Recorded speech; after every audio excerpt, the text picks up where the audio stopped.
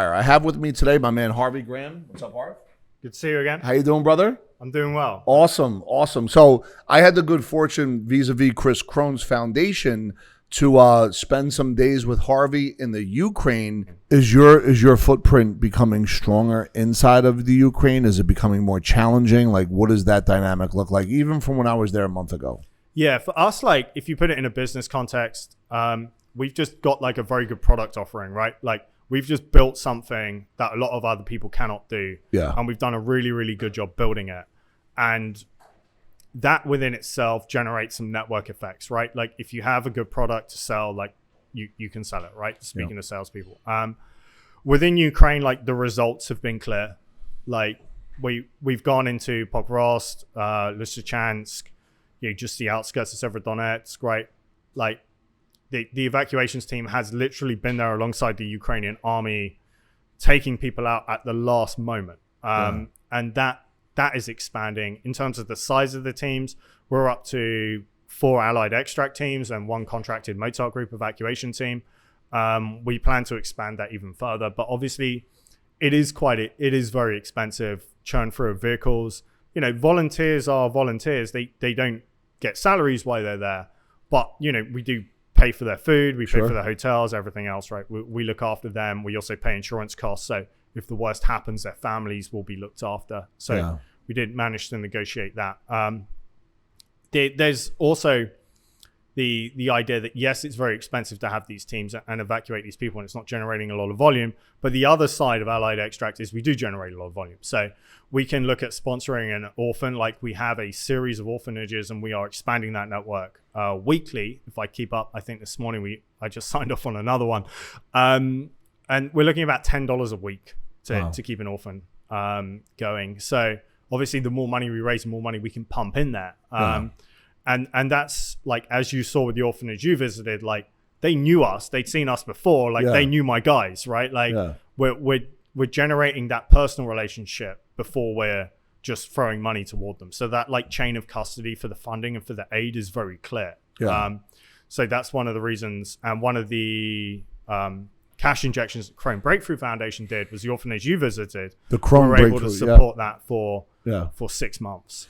So how much money was that produced 6 months of protection, at least from supplies? For that one orphanage, we got $48,000 for that program.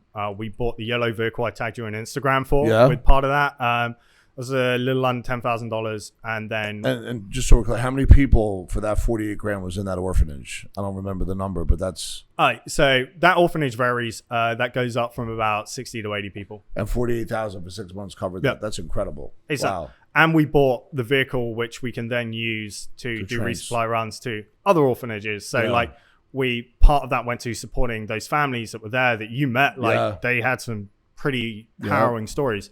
And then also building the capacity to be able to do more as well. So if we look globally right now, is the world paying attention to the Ukraine the way they were 4 months ago, that you may want to share with what people aren't aware of? What's happening? I think the concern is, like, my military hat tells me that there's 2 rules about Russia, right? Like, I was taught this in the army. I worked in intelligence for a little while. Like, one of the things I was taught about Russia, well, 2 things I was taught about Russia is, like, you don't grind Russia down, they grind you down. Right? Like, if you're taking an attritional approach to warfare with Russia, you're going to lose. Like, they're going to grind you down. They have an endless supply of youth unemployment in their country. They are not very well informed. The media controls the news. They can endlessly recruit young guys to go serve in the military. Right? So all those guys that are coming in really don't understand what's happening. No. Because they don't have access to social media and/or media. Exactly. Got it. And then the second indoctrination system. The second rule about Russia is Russia finishes wars a lot better than they start them. Got it. Let's remember Chechnya, right? Let's remember what Grozny looked like in the first Chechen war. And now let's see the fact that we have Chechen regiments fighting on the side of the Russians in Donetsk. And this is different than, let's say, Afghanistan, because this is right on their border. Versus why they lost in Afghanistan. Because Afghanistan had America's protection with equipment that is not happening right now in the Ukraine. Is that a fair statement? That's a fair statement. There's also an interesting analogy there, and maybe that's a sidebar, but we armed the hell out of the Afghans and we defeated Russia, so there's hope for Ukraine. But have we been arming them yet? We have been arming them, but not at the level they need to defeat Russia. Or the way we did it with Afghanistan in the 80s, right? Yeah. Like I'm not judging administrations right now. That's not my position. But if there was a different administration, would there be different rules right now, or would it be the same? What I can say is, from sharing equipment or Yeah. from that kind of stuff. what I can say is, like, President Zelensky was very clear that he needed to raise an army of 1 million troops armed with Western equipment to defeat Russia. Yes. He understands that he can't wear the Russians down. He can hold them, gradually give up ground, and kill a lot of them. And that has not happened yet. The million soldiers with the proper equipment. He needs 1 million troops with the proper equipment to liberate his country. And he cannot survive the next 2 years, or can he, under the current? He's going to need a lot more than, whatever the number is up to now. I think it's just shy of 30 HIMARS, right, which is the artillery that can defeat Russian artillery. It's like guided artillery. He's going to need regiments and regiments of artillery, like an army of 1 million. The only army in NATO, off the top of my head, that has 1 million troops is the US Army. You're talking an army that would be 6 times the size of the British and French armies combined, including all their reserves. Like, this is a very, very big undertaking. So if I'm to understand on a very limited basis Putin's history and where his parents grew up and how he grew up and was born in the 50s, what he is sensing is that NATO is on his border, and that's a no deal maker for him. End of story, period, no matter what, which is why they came in, because of the whispers of NATO. Do I get that correctly, or am I completely off? No, you're correct. And like, you've been there, which means your opinion is pretty informed compared to most, right? And that's something that we have to acknowledge with all the donors. Like, most donors will not go there and directly see what's happening and follow that through, right? And that's like a business thing. Like, if you're going to get a new subcontractor, how many people actually get on a plane and fly over and go to Chennai, India, or wherever, and actually meet that new contractor, right? You've done the same thing in the 501 space. So that's important. Like, no, that is an informed opinion, and that's very much right. But there's also the ideological part, right? Putin took his honeymoon in Ukraine. When it was still part of Russia. Right? Yes. When it was part of the Soviet Union. He took his first wife to Crimea, right? To Putin, Ukraine is Russia. Yeah. It is as much Russia as, any part of the United States is part of the United States. Like, he believes, so there's the ideological aspect of this. Like, he will say NATO threatens his borders, but NATO only touches around 6% of his borders. And by invading Ukraine, he's actually expanded the part of his borders that will be touching NATO. Got it. So here, let me ask this question then. So that being the case, why did he wait till now? What happened that he just said, you know what? It's time. Do we even know? We have the signals, right? Like, we saw what happened in Afghanistan. We saw how the US military was kind of forced into acting arbitrarily, not communicating with coalition partners. So he felt that America's mentally weak right now, and this is the time to do it. I think he felt that there were splits in NATO. Got it. But well said. The only person who truly knows is Putin, unfortunately. Yeah. And that's what you get in dictatorship. In a dictatorship. The only person who truly knows what they're going to do next is him. And that's the most terrifying part, I think. And when you say terrifying, you're now putting on the nuclear hat, right? Like, is that some of the conversations that are happening with, the elite circles that you're part of when it comes to this mindset? So, like, I grew up in Europe, right? You don't see European unity against anything. Like, I never saw it in my life. Almost saw it in response to Brexit, but still not complete, right? There was still disunity. When Putin invaded Ukraine, like, what terrified me was a few days later, you saw complete and utter European unity. I've never seen that in my life. Got it. And that frightened you because they may know something that... Yes, Got exactly. Understood. They've seen something that scared them enough World War to III. agree. Got it. So we have to consider that. So what's happening now? Like, what is happening, like, behind the scenes with these other countries and giving aid and what does it look like with Russia's desire to be a cobra and slowly strangulate Ukraine, and how's that dynamic unfolding going forward? You saw it when we were there, right? Like, the amount of aid crossing in from Poland was substantial. But let's be honest there, like, the amount of trucks we saw crossing that border. There was a lot. Right? But was it more than we see going into New York City every day? No, there wasn't. I was actually commenting on that because I do remember I looked at the miles of trucks and I was like, all right, well, this kind of looks like going into New York. Right. A little bit, during rush hour. And we crossed over by foot, folks, thanks to Harvey and his team mapping everything out for us. including Wojtek. That was a beautiful scene. But yeah, no, I did notice that actually. Yeah. So even in like the country which has supported Ukraine the most, which is Poland. Yep. Right. You're still not seeing anything that is really truly mind blowing in terms of the amount of aid going in. Yeah. And you were very brave getting the train because the rumors are that the special stuff goes on the trains. Well, see, I didn't know that. This is the first time I'm finding out about that. But go ahead. So, but our guys in Ukraine get the train daily, and they feel it's safe. But they're going to need a lot more. But the train is a target. Is that your point? It is pretty. That's why the windows were blacked out. If you notice, there was tape all over the windows. Oh, you mean target even from snipers? If you're in the right area, but yeah, it's definitely a target for I was like just thinking Soviet missiles. aircraft. I wasn't they were actually worried about Russian aircraft coming in and attacking trains. Oh boy. But there's not enough going in is the answer. Like you saw it yourself. I think someone asked me like, what do we truly need to do? And my answer was you need to hire like 20 to 30 logistics companies with semi trucks full of fuel that will just bring goods in and take it all the way to the front line and turn around and go back out. Won't refuel within Ukraine. Like we'll be able to drive all the way in and drive the way out without putting any like limitations on their infrastructure, any stress on their infrastructure. Like you can get the goods to Ukraine. Arguably there's not enough, right? But then the Ukrainians themselves, the poorest country in Europe, who's just taken, I think it was a 14% GDP decrease, I think it might even be higher than that, then has to take all this stuff to the front line. Yeah, to your point, I remember being in the van with you. Fuel is very scarce, right? We couldn't have the air conditioning on. There was no air conditioning. I'll never forget that. But the fuel is so what you're saying is, even if people come right from Poland to get over the border, there's then a challenge with fuel to take that stuff all the way east, anywhere between 8 to 12 hours of a car ride, right? Something like that. And what you're saying, if there was a simple one-time fill-up there and back, it would be more efficient. But there is a high level of scarcity when it comes to fuel. Huge, like you saw it, right? So people don't understand that. That's right. I keep forgetting about that part, and obviously that's the most important part because if you can't bring this stuff up, it doesn't matter. You could have it all right at the beginning, but it won't go anywhere. My convoys will go in.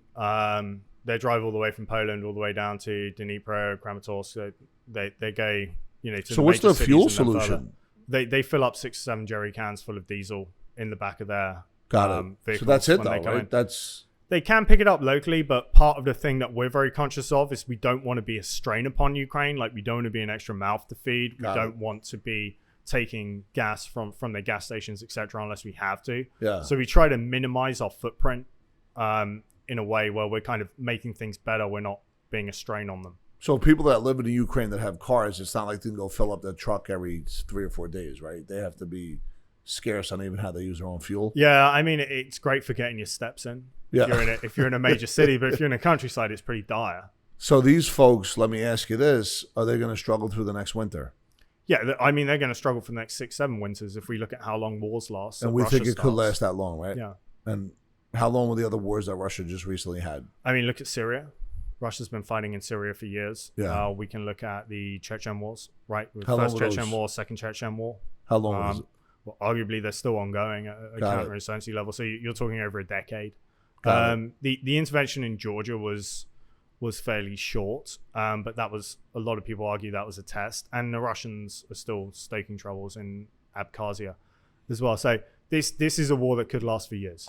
So when Russia gets into these wars, is it normal for them to kidnap children and bring them back into the Russian system so their population doesn't get depleted? Is that... It's interesting. Like with the Ukraine, there seems to be an even more evil dynamic to it. Got it. Like with Chechnya, you saw things like, one of the things that I was taught about Chechnya was how the Russians quelled the rebellions in Chechnya was they would go into a village and they would take like everybody with a family and they'd line them up and then they would kill half their family. So they'd put them in a church and they'd burn them alive in front of the other half of the family they left alive. Oh my God. So the half of the family that left alive still had something to live for. And then they would tell them, next time one of our soldiers comes in and gets shot or gets ambushed, we'll kill the other half. So this was like evil and it was cruelty and it was shocking. But they weren't trying to destroy their culture. They were trying to get them to essentially bend the knee to Russia and break their spirit. Understood. In Ukraine, they're also trying to wipe out their culture, which Besides seems to be bending the knee, an but now additional dynamic. Got it. That we haven't seen before, unless it was in Afghanistan or the Middle East. We haven't seen that on the Russia side of their game plan. Like this is a first. In other words, Ukrainian is so venomously their enemy for many different. Well, Putin's enemy for many different reasons, and that's what you're talking about. Got it. Understood. So, for anyone checking this out, or for you, like, what does it look like for the next 5 years, Harvey? Like, why are you doing all this? Like, what is the stamp and the impact you want to have on the world? I think for the same reason that I joined the military after 9/11, like, you see something happening in the world and you want to try to do something about it. Now it's a little different. Now I don't want to do it just because I feel there's like a debt or it's adventurous. Like, I have kids, I have a house, I have a wife now, right? I have a fairly good corporate job that I enjoy. I feel that I have to. And I didn't actually completely feel that way until I came to America, and I was in Ohio with Team Rubicon, and there was a flood. And then there was one of those rogue tornadoes you get in the Midwest, right? They just come out of nowhere. And it took out this like small area, and it was kind of semi off the grid. Everyone had built their own homes from stuff at Home Depot and stuff, right? And it was a bit crazy, and a very eclectic kind of community of people in Ohio, in this part of rural Ohio. And I just saw random people come out, like one woman and her daughter, and this stuck with me. They just bought a bunch of hot dogs, and they were cooking these hot dogs and putting them in buns and just handing them out to people. And it's like, once I sort of saw that, and I saw like that American entrepreneurial streak like actually spread toward helping each other, I was like, okay, so I can do something pretty serious here. And as much as I've been motivated to do stuff, I've also been pushed to do it by people around me in this country, and kind of the nature in this country of giving, of trying to be part of something, of understanding like there's a leadership position within the world, and that we have to like help our communities and we have to help others. So I've been driven to do it partly internally, but partly it's just been external because of just being part of this country. And what does it look like for you for the next 5 years? Like, where do you see yourself 5 years from now? Because there's going to be stuff that pops up all over the place. Yeah, there's a couple of causes we've been asked. So my co-founder, he's a detective that specializes in counter human trafficking. He wants to set up a network in West Africa where they purchase the freedom of schoolgirls that have been kidnapped. Obviously, legislatively very, very complicated. So he wants to go out there with some other. Actually, he's halfway through building his team, which includes a local prince. Very resourceful guy, and he wants to do counter human trafficking work in West Africa. And then we have a couple of other volunteers that want to start resupplying some of the refugee camps in Myanmar, on the border with Thailand, where there's been a terrible IDP situation for decades. So when it's all said and done, and you shuffle off this mortal coil, and you have kids and grandkids, what do you want them to say about you? Your wife, I know what I'm saying about you. What do you want? I think that you didn't sit there and do nothing. Yeah. I think that's it. That's enough. Understood. Well, one last time, how could anybody get in touch with you? And before you say that, once again, let me thank Chris Crone for inviting me on this unbelievable experience that's changed my life for the better. And it didn't end in Afghanistan. I'm sorry, Ukraine. I didn't go to Afghanistan. Not yet. Give it time. Yeah. I don't know about that one. But I also want to thank Luis Vega for the time he spent with me, the 4, 5, 6 phone calls that I had in between. And then Harvey, listen, I got to tell you, man, I never felt that I wasn't safe at any point during that trip. Even when we were in Kyiv on the bridge and the missile hit and it was smoke over my shoulder, the only time I didn't feel safe was when I wasn't eating, which was like a 14-hour stretch because I'm a picky eater. Just kidding about that. But what you created, that experience, and, there wasn't any kind of like training for that. We just said yes, and next thing I knew, I was on the border of Ukraine and walking over by foot with my luggage, and not knowing what was going to be next, So thank you for the safety. Thank you for the awareness. Thank you for the human touch that, for me, I've written checks in the last 3 or 4 or 5 years. Really didn't mean much to me. You know what I mean? If that makes any sense. This was the most meaningful thing that I've ever done with my money from a human advancement standpoint or helping out. So I want to thank you for that. And for these folks here that maybe really want to not just write a check, but learn more and have their heart match their wallet and their outcome, how would they get in touch with you one more time, if you don't mind? Yeah, you can go to our website, www.alliedextract.org, or you can send an email either to Lydia, Lydia, at alliedextract.org, or Harvey at alliedextract.org. And one last time, our website is www.alliedextract.org. Yeah. And do you want to share like what the next couple of months look like, or, what the next game plan is? Yeah. So the next 2 months, we're going to focus on extraction operations. They've been some pretty dangerous missions, but they have pulled people literally out of the path of Russian troops when their homes have been taken hours later. So we're gonna double down on extractions. We are going to try to double, if not triple, the size of our extractions teams, so we can save more and more people. And then we're also going to work on our orphanage network as well. So we need to expand the orphanage network so more orphanages have the support that they need to look after those children, those orphans of war. And for the folks, when you think orphanages, obviously donating money that buys supplies and everything else, is there other things like books or anything else that could be donated? Is that part of it? Or I don't know. I'm just computers. Yeah. So what I will say is we are quite lucky in terms of being able to get supplies in because we get it in from Poland. But all these children want to learn to speak English. Yeah. And we have fantastic school systems in this country. So any kind of educational materials where they can sit there and they can learn English. Computers are always welcome. Like I've been to a few schools in this country, every kid gets an iPad, right? And that helps their learning. So anything that school systems can donate in terms of educational materials for them to learn English, in terms of books, like we can ship it there, we can get it there. More expensive equipment, such as like IT equipment, we can get that over as well. There's no orphanage that's going to turn down a bunch of iPads or MacBooks. Wow. And even if they just sit there in the evenings and watch TV on it, that's also going to be very helpful as well. So we're very happy to take donated equipment. We can get it into country a little over $3 per pound.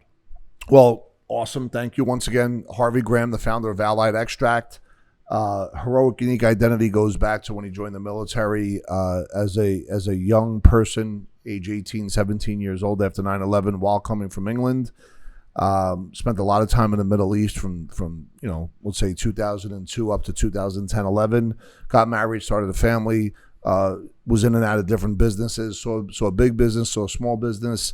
The alarm rang for him last August when the government was shutting down Afghanistan, a place close to his heart. Was able to bring through 428 people to get out of country when like it was closing down by like giant leaps and bounds on a day-to-day basis in August. Since then, there was an extra 150, 160 people they were able to rescue through Afghanistan. And by the way, all of a sudden there was a war in Iraq, or an illegal occupation, I should call it, that took place, which was not only a land occupation, but a cultural annihilation, as Harvey has shared with us, and has taken the Allied extract and connected with the Mozart group. And now they go right into where the fire is with your money that is creating goods and different equipment for these folks to fight, and being able to rescue women and children, because the men have to fight in the most hostile situations one last time before their kids either get killed and or kidnapped by Russia, and for the women either raped or murdered themselves. And brother, I can't thank you enough for being in my world. I can't thank you enough for coming in for this interview. And for anyone out there that really wants to make a difference emotionally and financially, go check out Harvey. And, thank you for checking us out as well. We always want to bring information. We want to make you aware of what's happening, how things are always tied back into heart, money, business, and what that looks like to create legacy. Anyway, thanks for checking in. And Harvey, one last time, brother, thank you so much. Thank you. I really appreciate it.